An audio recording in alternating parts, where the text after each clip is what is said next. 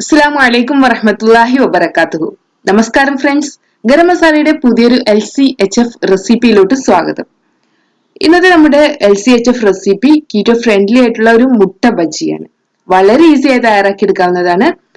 ഈ ഡയറ്റിൽ നമുക്ക് സാധാരണ ഉണ്ടാക്കുന്ന മുട്ട ബജിയൊന്നും കഴിക്കാൻ പാടില്ല.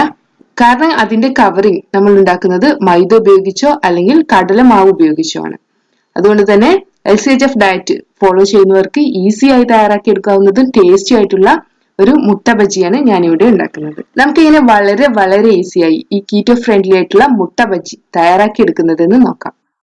ഇവിടെ ഞാൻ 3 നാടൻ മുട്ടയാണ് എടുക്കുന്നത്. ഇതിൽ നിന്ന് ഞാൻ 2 എണ്ണത്തിന് ഹാർഡ് ബോയിൽ ചെയ്തെടുക്കുന്നുണ്ട്. ഒരെണ്ണം മുട്ടയുടെ ബാറ്റർ ഉണ്ടാക്കുന്നതിലാണ് യൂസ് ചെയ്യുന്നത്. ഈ 2 മുട്ടയും ഞാൻ ഹാർഡ് ബോയിൽ ചെയ്തെടുക്കുകയാണ്. മുട്ട ബജിക്കുള്ള ബാറ്ററിന് വേണ്ടി ഞാൻ 25 ബദാം എടുത്തിട്ടുണ്ട്, 5 വാൾനട്ട് എടുത്തിട്ടുണ്ട്. ഈ വാൾനട്ട് വേണമെന്ന് നിർബന്ധമൊന്നുമില്ല, ബദാം മാത്രമായാലും മതി. അടുത്തതായി ഇതിലോട്ട് ഞാൻ 1/2 ടീസ്പൂൺ മുളക് പൊടി, 1/4 ടീസ്പൂൺ മഞ്ഞൾപ്പൊടി, 1/4 ടീസ്പൂൺ കുരുമുളക് പൊടി, 1/4 teaspoon garam masala powder, 1/2 teaspoon ഇഞ്ചി ക്രഷ് ചെയ്തെടുത്തത്, കുറച്ച് മല്ലിയില, പുതിനയില, ഇവ ചോപ്പ് ചെയ്തത്, ഇവയാണ് എടുത്തിട്ടുള്ളത്. ആദ്യം നമുക്ക് ഈ നട്ട്സിനെ പൊടിച്ചെടുക്കണം. ഒരു മിക്സിയുടെ ജാറിലോട്ട് ഞാൻ ഇതിനെ മാറ്റി പൊടിച്ചെടുത്തിരിക്കുകയാണ്. ഇനി ഇതിലോട്ട് ഞാൻ ഒരു മുട്ട ചേർക്കുകയാണ്. അടുത്തതായി നമ്മൾ നേരത്തെ മാറ്റി വെച്ചിട്ടുള്ള സ്പൈസസിനെ കൂടി ഇതിലോട്ട് ചേർക്കാം.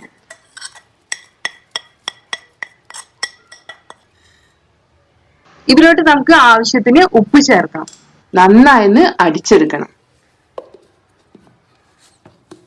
ഇങ്ങനെ അരച്ചെടുത്തിട്ടുള്ള മിക്സ് ആണിത്. നമുക്കിതിനെ മാറ്റി വെക്കാം. വേണമെങ്കിൽ ഇതിലോട്ട് ഒരു പിഞ്ച് ബേക്കിംഗ് സോഡയൊക്കെ ചേർക്കാവുന്നതാണ്. ഞാനൊന്നും ചേർക്കും. നമ്മുടെ 2 മുട്ടയും ഞാൻ ഹാർഡ് ബോയിൽ ചെയ്തെടുത്തിട്ടുണ്ട്. ഇനി ഇതിനെ 2 പീസുകളാക്കി ഞാൻ മുറിച്ചെടുക്കുകയാണ്. LCHF ഡയറ്റ് ഫോളോ ചെയ്യുന്നവർക്ക് ഒരു ദിവസം 3 മുട്ട ഉപയോഗിക്കാം. അതുകൊണ്ടാണ് ഞാൻ ഇവിടെ 3 മുട്ട എടുത്തിട്ടുള്ളത്. ഇത് ഒരാൾക്ക് കഴിക്കാനുള്ള ബജിയാണ്. ഇനി നമുക്ക് ഫ്രൈ ചെയ്യാൻ വേണ്ടി എണ്ണ ചൂടാക്കി എടുക്കാം. ഞാനിവിടെ വെളിച്ചെണ്ണയാണ് എടുത്തിട്ടുള്ളത്. ഇനി മുട്ടയുടെ ചെറിയൊരു പീസ് എടുത്ത് നമ്മൾ നേരത്തെ റെഡിയാക്കി വെച്ചിട്ടുള്ള മിക്സിൽ മുക്കിയെടുക്കാം. മിക്സിൽ ആവശ്യത്തിന് ഉപ്പ് ചേർത്ത് കൊടുക്കണം. ഇതിനെ നമുക്ക് ചൂടായ എണ്ണയിലോട്ട് മാറ്റാം.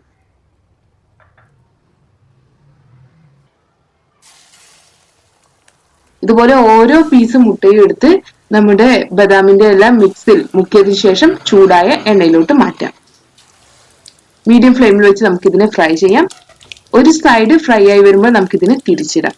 സാധാരണ മുട്ട ബജിയുടെ അത്രയും കളർ ഉണ്ടായിരിക്കില്ല ഇത്, എന്നാലും മുട്ട ബജിയുടെ അതുപോലെ തന്നെ ഉണ്ടായിരിക്കും, അതേ ടേസ്റ്റും ഉണ്ടായിരിക്കും. ബദാം എല്ലാം ചേർത്തത് കൊണ്ട് ഒന്നുകൂടെ ടേസ്റ്റി ആയിരിക്കും. നമ്മുടെ മുട്ട ബജി റെഡി ആയിട്ടുണ്ട്. നല്ലൊരു ഫ്ലേവറിന് വേണ്ടി ഇതിലോട്ട് ഞാൻ കുറച്ച് കറിവേപ്പില ചേർക്കാണ്. ഈ കറിവേപ്പില ഒന്ന് ഫ്രൈ ആയി വരട്ടെ. അപ്പോൾ ഈ കറിവേപ്പിലയുടെ ഫ്ലേവർ കൂടി മുട്ട ബജിയിലോട്ട് വരും. നമ്മുടെ മുട്ട ബജി റെഡി ആയിട്ടുണ്ട്. ഇനി നമുക്കിതിനെ എണ്ണയിൽ നിന്ന് മാറ്റാം. നമ്മുടെ കീറ്റോ ഫ്രണ്ട്ലി ആയിട്ടുള്ള മുട്ട ബജി റെഡി ആയിട്ടുണ്ട്. നമുക്കിതൊന്ന് മുറിച്ചു നോക്കാം. നല്ല കട്ടിയുള്ള കവറിങ് തന്നെ വന്നിട്ടുണ്ട്. അതുപോലെ തന്നെ നന്നായി ഫ്രൈ ആയി വരികയും ചെയ്തിട്ടുണ്ട്. നമ്മുടെ ഈസിയും ടേസ്റ്റിയും ഹെൽത്തി ആയിട്ടുള്ള കീറ്റോ ഫ്രണ്ട്ലി മുട്ട ബജി തയ്യാറായിട്ടുണ്ട്. എല്ലാവരും ട്രൈ ചെയ്ത് നോക്കണം. വീണ്ടും നല്ല അടിപൊളി വിഭവങ്ങളുമായി നമുക്ക് അടുത്ത ദിവസം കാണാം. Thanks for watching.